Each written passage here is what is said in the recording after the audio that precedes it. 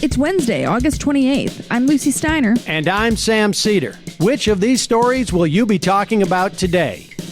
Trump wants his border wall with Mexico completed by Election Day, even if he has to break the law to do it. He's also saying it's okay to mow down one of the largest rainforests in the world. And lastly, a federal judge blocks an almost total ban on abortion in Missouri, set to take effect today. You are listening to Majority FM's AM Quickie, and these are the stories you need to know.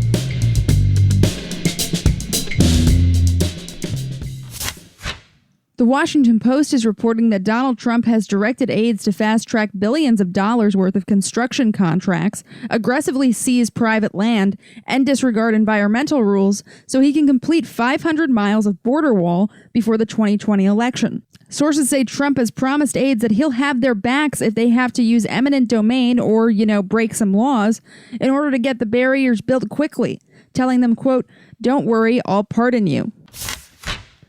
Donald Trump has ordered his agriculture secretary to remove restrictions from Alaska's Tungus National Forest, the world's largest temperate rainforest, and the exemptions could open up this untouched ecosystem to logging, energy, mining projects, and no doubt some obscenely large golf courses. The Washington Post reports that Trump has taken a personal interest in the topic of forest management, with one aide telling the Post that forest policy has become, quote, "an obsession of his." Well, that can't be good. Hey, Majority.fm's AM Quickie is fueled by justcoffee.coop. Just Coffee is a worker-owned coffee roaster based in Madison, Wisconsin that has sponsored the Majority Report for nearly a decade. Check out their collection of fair trade roasts, including our own Majority Report blend, and regardless of what you order, receive 10% off of your order when you use the code MAJORITY at checkout. All shipping, of course, is free. That's coupon code MAJORITY at justcoffee.coop.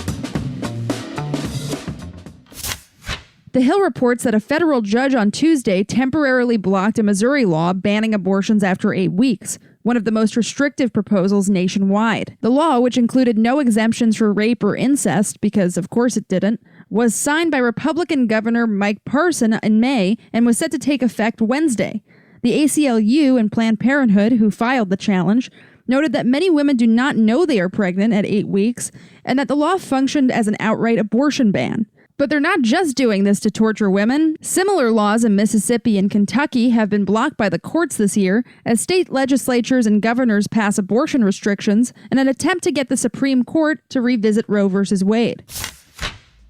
And now for what we're following today, some Quicker Quickies. Quicker Quickie. The Huffington Post reports that Trump's trade war is linked to the destruction of the Amazon, as U.S. soybeans sit in silos and Brazilian farmers push to break new ground to satisfy the Chinese market.